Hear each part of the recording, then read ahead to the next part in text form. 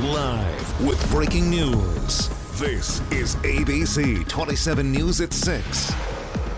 Good evening, I'm Sarah Wilson. Breaking news as we come on the air tonight. A small plane crashing in Manheim Township, Lancaster County. Smoke seen from miles away when this happened just after 3 this afternoon. Our team is on the ground in Lancaster County, but first let's begin with our Seth Kaplan, who is live in Manheim Township for us tonight. Seth, what are you learning?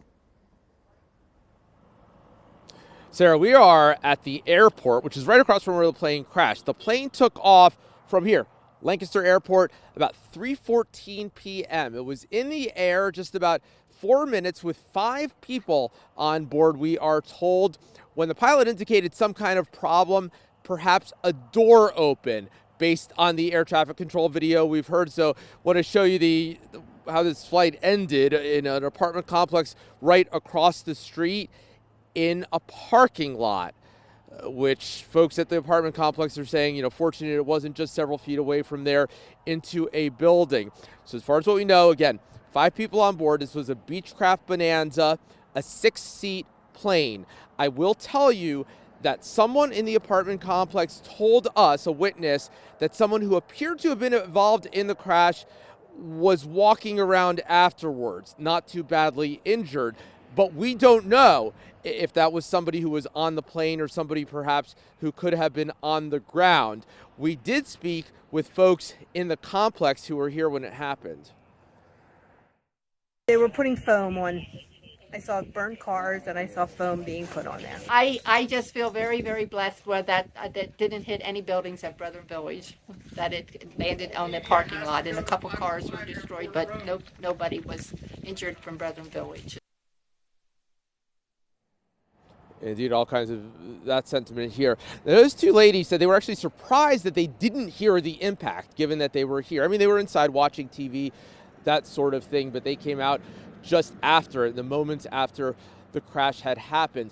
I will tell you, I spoke just a little while ago with an airline pilot, just sort of early speculation, what could cause a plane to crash so soon after in relatively good weather. Dan Tomaso tells me there could have been gusts up to about 30 miles an hour, but a sunny day, not awful weather. That pilot said, early plane crashes, it can be fuel contamination. It can be an overweight issue. But again, those early signs from that air traffic control issue, perhaps some kind of an issue with an open door. Obviously, very early speculation, way too early to know, with the NTSB on its way here to begin the actual investigation.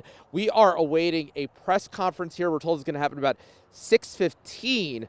But we continue right now our live team coverage with Mackenzie Gerald, who is just across the street from me at the apartment complex where this happened. Mackenzie, what are you learning?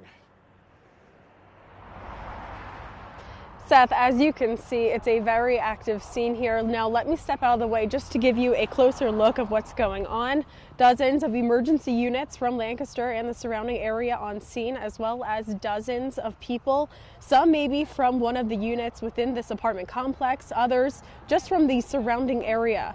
We did speak with one Lancaster County man who said he lives about 20 minutes away, and as soon as he heard of this crash, he needed to check it out for himself, as he says that his son works with a local fire department.